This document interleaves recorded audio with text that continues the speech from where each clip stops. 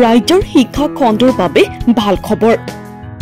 মুখ্যমন্ত্ৰী হিমন্ত বিশ্ব শৰ্মাৰ গুৰুত্বপূৰ্ণ ঘোষণা। অসমৰ গাঁওসমূহত গঢ়ি তোলা হ'ব নিশাৰ বিদ্যালয়।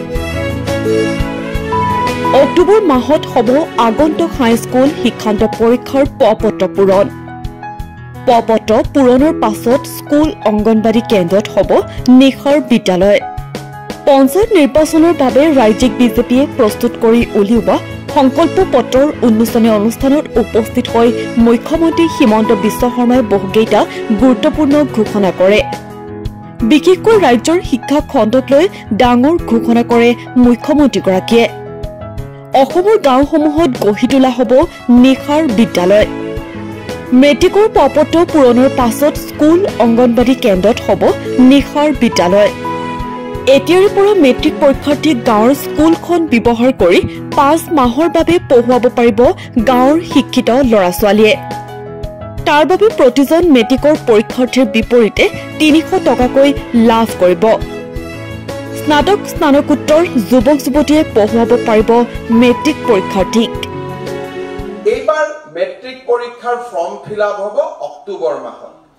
অক্টোবৰ মাহত ফৰ্ম ফিলআপ হৈ যোৱাৰ পিছত ফেব্ৰুৱাৰী মাৰ্চলৈকে অসমৰ গাঁওসমূহত আমি নিশাৰ স্কুল, নাইট স্কুল, অৰ্থাৎ সেই গাঁৱৰ যিজন BA BSc পাছ কৰা ল'ৰা-ছোৱালী আছে সেইজনে গাঁৱৰ ল'ৰা-ছোৱালীখিনিক বিদ্যালয় পাৰ হৈ যোৱাৰ পিছত একত্ৰিত কৰি তেওঁলোকক স্পেচিয়েল ক্লাছ কৰাৰ ব্যৱস্থা কৰক। কোনোবাই শব্দটো টিউচন ক'ব, কিন্তু মোৰ মতেদি সেইটো টিউচন নকয়, যদি সেইটোক টিউচন হয় তেতিয়াহ'লে গ্ৰীষ্মকালীন যিমান কেম্প হয় সেইবিলাকেও টিউচনৰ আখ্যা পাব। ইয়াত প্ৰফেচনেল কাম কম থাকিব। ইয়াত ব্যৱস্থা হ'ব যে স্কুলত যিমানখিনি পঢ়াব, ধনী ল'ৰা-ছোৱালীবিলাকে যদি মানুহৰ ঘৰত গৈ কাৰোবাৰ টিউচন মাষ্টৰ থাকে, আমি গাঁৱৰ অংগনবাড়ী কেন্দ্ৰটো গাঁৱৰ স্কুলখনক ব্যৱহাৰ কৰিম, যাতে গাঁৱৰ 4জন শিক্ষিত ল'ৰাই সেই গাঁৱৰ মেট্ৰিকৰ কেণ্ডিডেট বিলাকক স্পেচিয়েলি 5 মাহৰ কাৰণে পঢ়ুৱাব পাৰে। আৰু তাৰ কাৰণে এইবাৰ আমি প্ৰতিজন মেট্ৰিকৰ কেণ্ডিডেটৰ বিপৰীতে 300 টকাকৈ বাজেট ৰাখিছো। শিক্ষকসকলক আমি প্ৰত্যক্ষভাৱে দিম বা ছাত্ৰসকলৰ জৰিয়তে দিম, তাৰ বিষয়ে আমি পিছত আলোচনা কৰিম। গাঁৱত যদি 50জন ষ্টুডেণ্ট আছে, 2জন গ্ৰেজুৱেট পাছ কৰা ল'ৰা আছে, তাতে এই 4 মাহ তেওঁলোকে মেট্ৰিকৰ ল'ৰাখিনিক ভাল কৰি পঢ়াওক, ভাল কৰি শুনাওক। আৰু মই ঝাৰখণ্ডত নিৰ্বাচনী প্ৰচাৰৰ সময়ত এটা NGO চলোৱা এই বিদ্যালয়বিলাক চাই আহিছিলো, বহুত এফেক্টিভ হয়। সেই ধৰণৰ এটা প্ৰয়োগ এইবাৰ আমি অসমৰ গোটেই গাঁৱত কৰিব খুজিছো যে চৰকাৰে মাননি দিব। গাঁৱৰ শিক্ষিত ল'ৰাজনে 6টাৰ পৰা ৰাতি 9টালৈকে মেট্ৰিকৰ কেণ্ডিডেটখিনিক পঢ়ুৱাব। আৰু আমি এই ধৰণে নতুন নতুন উদ্ভাৱনী চিন্তাৰে প্ৰতিষ্ঠিত চিন্তাক আমি প্ৰত্যাহ্বান জনাব খোজো। আমাৰ গোটেই মোৰ 4টা বছৰৰ কাম কাজে হৈছে প্ৰতিষ্ঠিত চিন্তাধাৰাক প্ৰত্যাহ্বান জনোৱা।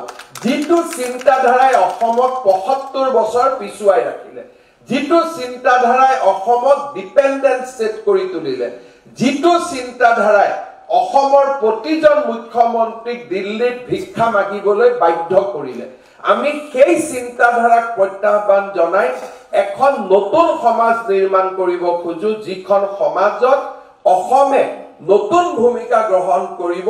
ভাৰতৰ বিকাশত অসম কন্ট্ৰিবিউটৰী ষ্টেট হ'ব। অসম ভিক্ষা আগবঢ়োৱা প্ৰদেশ নহ'ব, বৰঞ্চ ভাৰতৰ বিকাশত অসমে এটকা হ'লেও বৰঙণি আগবঢ়াব।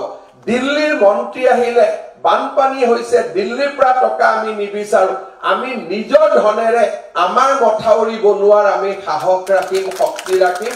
তেনে এখন সমাজ মই নিৰ্মাণ কৰাৰ কামত আমি ভাৰতীয় জনতা পাৰ্টিৰ আদৰ্শৰে আগবাঢ়িছো।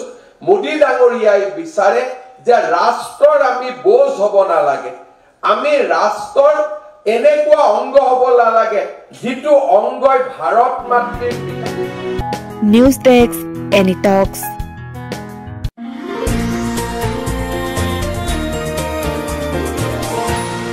এনিটক্স, সোঁতৰ বিপৰীতে ৰাইজৰ স্বাৰ্থ।